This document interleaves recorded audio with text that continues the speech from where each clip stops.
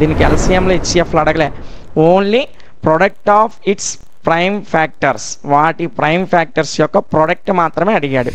6th class text బుక్లో ఇచ్చినటువంటి divisibility rules చదవండి, ఎందుకంటే మనకి ఈ 7 చాప్టర్స్ ఏవైతే ఉన్నాయో ప్రతి చాప్టర్లో కూడా మనకి డివిజిబిలిటీ రూల్స్ అనేవి ఉపయోగపడతాయి నాన్న. చివరిని 9 ఉంది, 2తో క్యాన్సిల్ అవ్వదు. సో తర్వాత 2 తర్వాత మనకు వచ్చేటువంటి ప్రైమ్ నెంబర్ 3. 7 4 11, 11 + 2 13, 13 + 9 22. సో 3తో కూడా పోదు.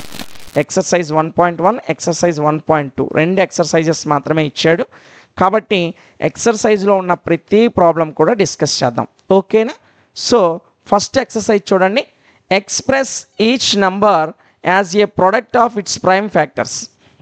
ఇక్కడ ఇచ్చిన ప్రతి నెంబర్ను కూడా వాటి యొక్క ప్రైమ్ ఫ్యాక్టర్స్గా మనకి ఎక్స్ప్రెస్ చేయమన్నాను. Product of its prime factors అవేంటో ఒకసారి చూద్దాం. మనకి ఫస్ట్ ప్రాబ్లం, మొదటి లెక్క ఏంటో చూడండి నాన్న. ఫస్ట్ ప్రాబ్లం 140 అనే ప్రాబ్లంని ఇచ్చాడు. సో ఫస్ట్ దాంట్లో ఫస్ట్ ప్రాబ్లం, ఓకేనా? సో దీనికి మీకు ఆల్రెడీ ఎగ్జాంపుల్స్ ఎందుకు చెప్పానంటే ఈ లెక్కలు ఈజీయే. ఇందాకలే ఎల్సిఎం హెచ్సిఎఫ్ కట్టేటప్పుడు నేను ప్రైమ్ ఫ్యాక్టర్స్ ఏ విధంగా కట్టాలో నేర్పాను. సో పక్కకి ఇలా వేసుకొని నేర్పానా లేదా? సో ఆ విధంగా ఈ లెక్కను చేస్తే సరిపోతుంది. దీనికి ఎల్సిఎంలో హెచ్సిఎఫ్లు అడగలే, only product of its prime factors, వాటి ప్రైమ్ ఫ్యాక్టర్స్ యొక్క ప్రోడక్ట్ మాత్రమే అడిగాడు, ఓకేనా? సో ఈజీగా వచ్చేస్తుంది. చూడండి ఇక్కడ ఆన్సర్ దగ్గరే చేసేయండి. ఇలాగే ఇక్కడ మరలా పక్కన రఫ్ ఏమొద్దు. సో 140ని ఇలా తీసుకోండి. తీసుకొని ఫస్ట్ ప్రైమ్ నెంబర్ ఎంత? మనకు ఫస్ట్ ప్రైమ్ నెంబర్ 2 కదా. సో 2తో ఇది పోతుందా లేదా? 270s 140 పోయిందా లేదా నాన్న? మరలా చివరిని 0 ఉంది కాబట్టి మరలా 2తో క్యాన్సిల్ అవుతుంది.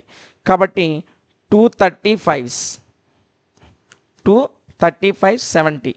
ఇక చివరిని 5 ఉంది కాబట్టి 2తో క్యాన్సిల్ అవ్వదు. 2 తర్వాత మనకు వచ్చే ప్రైమ్ నెంబర్ ఎంత? 3. 3తో ఇది ఏమైనా క్యాన్సిల్ అవుతుందా? అవ్వదు, ఎందుకంటే 3 + 5 8 ఉంది కాబట్టి మీకు ఆల్రెడీ డివిజిబిలిటీ రూల్స్ వచ్చే ఉంటాయి. సో ఒక నెంబర్ యొక్క మొత్తం సమ్ము 3తో భాగించబడితే అది ఆ పూర్తి నెంబర్ కూడా 3తో భాగించబడుతుంది. సో 35లో 3 + 5 అంత 8. 8 అనేది 3తో పోదు, 9 పోతుంది, కానీ 8 పోదు. కాబట్టి ఒకవేళ మీకు డివిజిబిలిటీ రూల్స్ రాకపోతే 6th క్లాస్ టెక్స్ట్ బుక్లో ఉంటాయి. 10th క్లాస్ పిల్లలు ఎలాంటి సేమ్ ఫీల్ అవ్వకుండా 6th క్లాస్ టెక్స్ట్ బుక్లో ఇచ్చినటువంటి డివిజిబిలిటీ రూల్స్ చదవండి, ఎందుకంటే మనకి ఈ 7 చాప్టర్స్ ఏవైతే ఉన్నాయో ప్రతి చాప్టర్లో కూడా మనకి డివిజిబిలిటీ రూల్స్ అనేవి ఉపయోగపడతాయి నాన్న, ఓకేనా? కాబట్టి నేర్చుకోండి. ఒకవేళ టేబుల్స్ వచ్చిన వాళ్ళు అయితే 3 12s 36 కానీ 35 కాదు. సో 35 అనేది 3తో క్యాన్సిల్ అవ్వదు. 3 తర్వాత వచ్చే ప్రైమ్ నెంబర్ 4 అనేది కాంపోజిట్ అవుతుంది. 3 తర్వాత 4 వచ్చినా 4 ప్రైమ్ నెంబర్ కాదు. సో 5 అనేది 3 తర్వాత వచ్చేటువంటి ప్రైమ్ నెంబర్. సో 5తో 35 అనేది క్యాన్సిల్ అవుతుంది నాన్న. 5 7s 35. ఈ 7 కూడా ప్రైమ్ నెంబరే. సో మనకి ఇప్పుడు ఏమేమి వచ్చాయి? 2 × 2 × 5 × 7. దీన్నే సింపుల్గా ఎలా రాస్తామంటే 2లు ఎన్ని వచ్చాయి నాన్న? 2 వచ్చాయి. కాబట్టి 2² × 5⁻1 × 7⁻1, లేదా 1 రాయకపోయినా పర్వాలేదు, ఏం ప్రాబ్లం లేదు. 1 రాసినా రాయకుండా వదిలేసినా పర్వాలేదు, ఓకేనా? సో ఇలా రాసినా సరిపోద్ది, అంతే. ఇదే నాన్న product of its prime factors అంటే ఇదే. ఇలా ప్రైమ్ ఫ్యాక్టర్స్ని కట్టి ఆ ప్రైమ్ ఫ్యాక్టర్స్తో భాగించి ఇలా వదిలేయడమే, ఓకేనా? సో ఇది నాన్న మనకి ఈ క్వశ్చన్కి సంబంధించిన ఆన్సర్. ఇక సెకండ్ ప్రాబ్లం ఏంటో చూడండి నాన్న. 156. రెండో ప్రాబ్లం ఏంటి? 156. సెకండ్ ప్రాబ్లం 156 ఎంత నాన్న? 156. దీనికి ప్రైమ్ ఫ్యాక్టర్స్ కడదాం. వచ్చిన వాళ్ళైతే ఆల్రెడీ మీరు వీడియోని ఒకసారి ఆఫ్ చేసి మీరే ఓన్గా చేసేయండి. తర్వాత వీడియో చూసి ఆన్సర్ సరిపోయిందో లేదో చెక్ చేసుకోండి, ఓకేనా? సో 156కి నేను ప్రైమ్ ఫ్యాక్టర్స్ కడుతున్నాను. ఫస్ట్ ప్రైమ్ నెంబర్ 2, చివరిన 6 ఉంది కాబట్టి 2తో క్యాన్సిల్ అవుతుంది, ఏం ప్రాబ్లం లేదు. 2 7s 14, 1 మిగులుతుంది 16, 2 8s 16, అంటే 278s 156, ఓకేనా? మరలా చివరిన 8 ఉంది కాబట్టి 2తో పోతుంది. 2 3s 6, 2 9s 18, అంటే 2 39s 78. ఓకేనా? సో చూడండి 2 3 జా 6, 7లో 1 ఉంటుంది, ఇంకా 1 8 18, 2 9 జా 18. ఓకేనా? నెక్స్ట్ 39, చివరిని 9 ఉంది కాబట్టి ఇది 2తో క్యాన్సిల్ అవ్వదు. తర్వాత వచ్చే ప్రైమ్ ఫ్యాక్టర్ ఏంటి? 3, 3తో క్యాన్సిల్ అవుతుంది నాన్న. 3 1 జా 3, 3 3 జా 9. ఇక 13 అనేది ప్రైమ్ నెంబర్ కాబట్టి ఇంకా ఏ అక్కంలో పోదు. సో 13th టేబుల్లో మాత్రమే పోతుంది. 13 1 జా 13. సో వీటి ప్రైమ్ ఫ్యాక్టర్స్ ఎలా రాస్తాం? రెండు ఉన్నాయి. 2 square into 3 into 13. So 156 is equal to 2 square. రెండు ఉన్నాయి కాబట్టి 2 స్క్వేర్ అని రాసా. 3 ఒకటే ఉంది కాబట్టి ఇంటూ 3, 13 ఒకటే ఉంది కాబట్టి ఇంటూ 13. అంతేనా? ఓకేనా? ఇది 156 యొక్క ప్రైమ్ ఫ్యాక్టర్స్ నాన్న. ఓకేనా? నెక్స్ట్ థర్డ్ ప్రాబ్లం ఏమి ఇచ్చాడో చూడండి నాన్న. 3825 ఇచ్చాడు. ఎంత ఇచ్చాడు? 3825. 3825 ఇది మనకు వాడు ఇచ్చినటువంటి థర్డ్ ప్రాబ్లం. సో దీనికి కూడా మనం ప్రైమ్ ఫ్యాక్టర్స్ కడదాం నాన్న. సో చూడండి 3825 వాడు ఇచ్చిన నెంబర్ తీసేసుకున్నా. చివరిని ఎంత ఉంది నాన్న? 5 ఉంది కాబట్టి 2తో ఇది క్యాన్సిల్ అవ్వదు. తర్వాత 3తో క్యాన్సిల్ అవ్వాలంటే 3 + 8 11, 11 + 2 13, 13 + 5 18. ఓకేనా? 18 3తో క్యాన్సిల్ అవుతుంది కాబట్టి ఇది థర్డ్ టేబుల్తో పోతుంది నాన్న.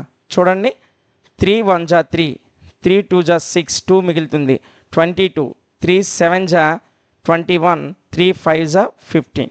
సో 3తో దీన్ని భాగాహారం చేస్తే అంటే డివిజిబుల్ చేస్తే మనకు వచ్చేటువంటి కోఫిషియంట్ అనేది ఇది 1275.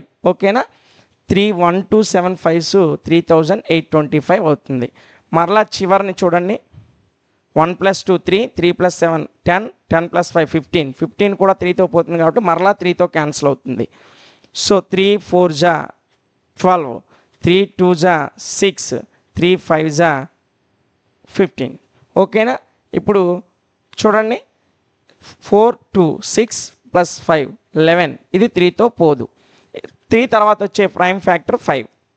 5తో దీన్ని క్యాన్సిల్ చేద్దాం. 5 8 40, 2 5, 5 5 జా 25, 585s 425. ఓకేనా? మరలా చివరిన 5 ఉంది కాబట్టి మరలా 5తో పోతుంది. 5 17s 85, 5 17s 85. 17 మనకు ప్రైమ్ నెంబర్ నాన్న. ఏ టేబుల్లో కూడా క్యాన్సిల్ అవ్వదు కాబట్టి 17తోనే చేసేద్దాం. 17 1 జా 17. సో మనకి ఇచ్చిన నెంబర్ ఎంత? 3825 ఇచ్చాడు. సో దానికి ప్రైమ్ ఫ్యాక్టర్స్ కట్టేటప్పుడు 3s ఎన్ని వచ్చాయి నాన్న? 2 వచ్చాయి కాబట్టి 3 స్క్వేర్ అని రాస్తున్నాను. ఇంటూ 5s ఎన్ని వచ్చాయి నాన్న? 2 వచ్చాయి కాబట్టి 5 స్క్వేర్ అని రాస్తున్నాను. ఇంటూ ఒక 17 ఉంది కాబట్టి ఇంటూ 17 రాశాను. అంతేనా? సో ఇది సెకండ్ ప్రాబ్లం, ఇది థర్డ్ ప్రాబ్లం. ఇంకా ఫస్ట్ దాంట్లో మనకి ఇంకొక ప్రాబ్లం మిగిలింది. అదేంటంటే ఇంకా 2 ఉన్నాయి. సారీ, ఇదొక ప్రాబ్లం, ఇదొక ప్రాబ్లం. సో ఫోర్త్ ప్రాబ్లం చూద్దాం. ఫోర్త్ ప్రాబ్లం నాన్న. ఫోర్త్ ప్రాబ్లం మనకేమి ఇచ్చాడు? 5005 ఇచ్చాడు నాన్న. 5005 ఇచ్చాడు. సో దీని ప్రైమ్ ఫ్యాక్టర్స్ ఏ విధంగా వస్తాయో ఒకసారి చూద్దాం. ఓకేనా? ఎంత పెద్ద నెంబర్ ఇచ్చినా మీరు భయపడాల్సిన అవసరం లేదు, ఈజీగానే వచ్చేస్తుంది. ఓకేనా? మీకు క్యాన్సల్ అయ్యేటువంటి నెంబర్ మాత్రమే వాడు ఎగ్జామ్లో ఇస్తాడు, మిమ్మల్ని ఇబ్బంది పెట్టేటువంటిది ఇవ్వడు. ఓకేనా? సో ఈ 5005ని జాగ్రత్తగా చూడండి. ఇది చాలా చాలా ఇంపార్టెంట్ నాన్న. స్టార్ మార్క్ పెట్టుకోండి. నోట్బుక్లో రాసుకునేటప్పుడు ఈ ప్రాబ్లం దగ్గర స్టార్ మార్క్ పెట్టండి. ఓకేనా? చూడండి. సో చివరిని 5 ఉంది కాబట్టి ఇది 2తో క్యాన్సిల్ అవ్వదు. సో తర్వాత 2 తర్వాత వచ్చే ప్రైమ్ నెంబర్ 3. 5 + 5 10, 10 3తో పోదు కాబట్టి ఇది 3తో కూడా క్యాన్సిల్ అవ్వదు. 3 తర్వాత వచ్చేటువంటి ప్రైమ్ నెంబర్ 5. చివరిని 5 ఉంది కాబట్టి 5తో క్యాన్సిల్ అవుతుంది. సో నేను 5తో క్యాన్సిల్ చేస్తున్నానన్నా. 5 1s అండ్ 0 0, మరలా 5 1s. ఇప్పుడు చూడండి చివరిని 1 ఉంది. 1 ఉంది కాబట్టి 2తో పోదు. అదేవిధంగా 1 + 1 2 అవుతుంది, 3తో కూడా పోదు. అయితే ఇది దేంతో పోతుంది? ఇది దేంతో పోతుంది? ఒకసారి మీరు జాగ్రత్తగా చూసినట్లయితే ఇది 1001. 1001. 5 తర్వాత ఏంటి 7, 7తో పోదు.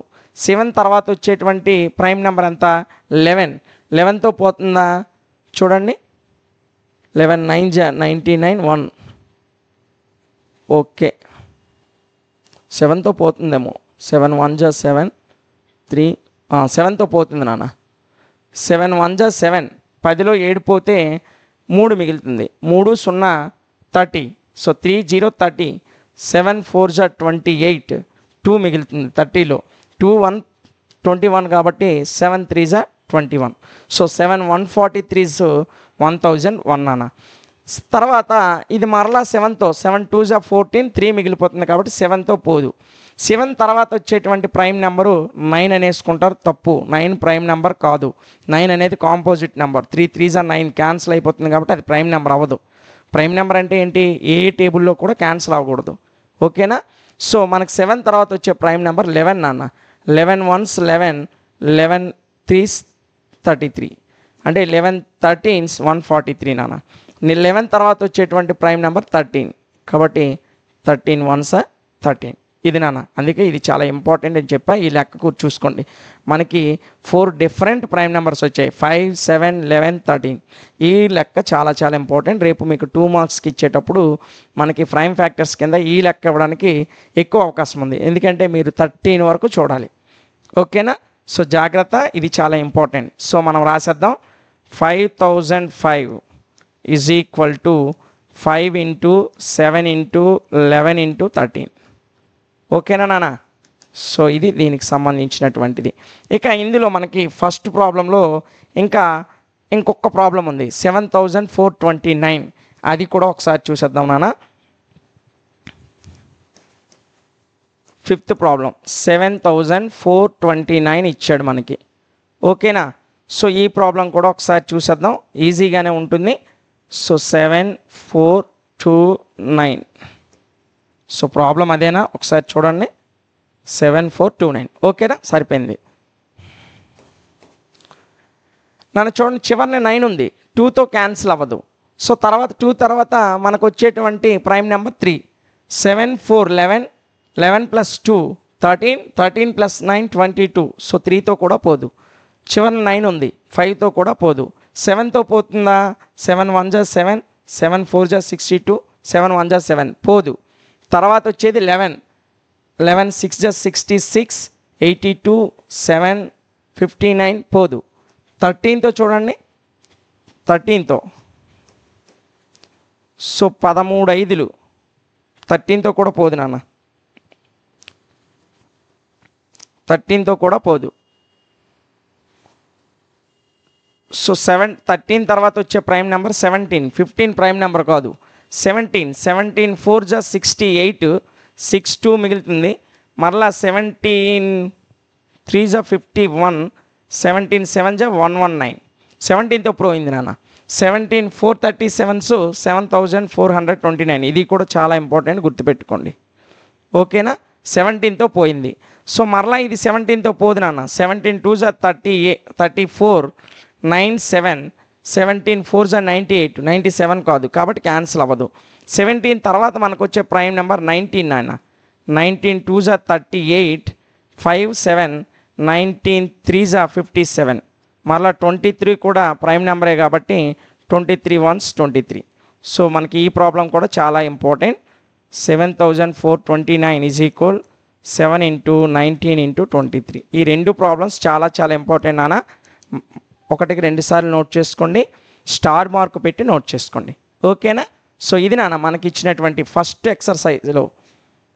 ఎక్కడ నాన్న, ఫస్ట్ ఎక్సర్సైజ్లో ఫస్ట్ ప్రాబ్లంలో మనకి 5 స్మాల్ ప్రాబ్లమ్స్ ఇచ్చాడు. ఈ 5 ప్రాబ్లమ్స్ కూడా నేను ఆన్సర్ చేసి మీకు వివరించాను. ఓకేనా. ప్రతి ప్రాబ్లం ఈజీగానే ఉంటుంది. మొదటి 3 ప్రాబ్లమ్స్ ఈజీయే, తర్వాత 2 చాలా ఇంపార్టెంట్. 5005, 7429. ఈ 2 ప్రాబ్లమ్స్ స్టార్ మార్క్ వేయండి. మీకున్న అదృష్టం ఏంటంటే టెక్స్ట్ బుక్లో ఏ ప్రాబ్లం ఉందో ఆ ప్రాబ్లమే ఇస్తాడు, మార్చివ్వడు. ఓకేనా. కాబట్టి టెక్స్ట్ బుక్ ప్రాబ్లమ్స్ అవి ఎగ్జాంపుల్స్ అయినా ఎక్సర్సైజ్ ప్రాబ్లమ్స్ అయినా ప్రాక్టీస్ అయ్యేటప్పుడు 1కి 2 సార్లు జాగ్రత్తగా ప్రాక్టీస్ అవ్వండి. సో మీరు ప్రాక్టీస్ అయిన లెక్క మీకు ఎక్కువ కాలం గుర్తుండాలంటే 1కి 2 సార్లు చూసి ప్రాక్టీస్ చేయండి. బాగా వచ్చిన తర్వాత ఒకసారి చూడకుండా ప్రాక్టీస్ చేయండి, ఈజీగా వస్తుంది. మీకు 1 year టైం ఉంటుంది ఎగ్జామినేషన్కి వెళ్ళడానికి. కాబట్టి ఏ రోజుది ఆ రోజు, ఏ రోజు క్లాస్లో ఆ రోజు ప్రాబ్లమ్స్ ఇంటి దగ్గర ప్రాక్టీస్ చేసుకుంటే, ప్రతిరోజు ఏ రోజు వర్క్ ఆ రోజు కంప్లీట్ చేసుకుంటే ఎగ్జామ్కి వెళ్ళేటప్పుడు మీకు చాలా ఈజీ అయిపోతుంది. ప్లస్ ఇంకొకటి ఏంటంటే మీరు ఎక్కువ సబ్జెక్ట్స్ చదవాలి, 6 సబ్జెక్ట్స్ చదవాలి. కాబట్టి మ్యాథ్స్ అనేది మీకు కష్టమైనా ఈజీ అయినా సరే రోజు 1 నుంచి 2 గంటలు మ్యాథ్స్ కోసం కేటాయించండి. ఒక 1 hour బాగా ప్రాక్టీస్ చేయండి, ఒక ½ an hour చూడకుండా ప్రాక్టీస్ చేయండి. ఈజీగా 1.5 hourలో ప్రతిరోజు క్లాస్లో చెప్పేటువంటి ప్రాబ్లమ్స్ అన్నీ కూడా మీకు కవర్ అయిపోతాయి.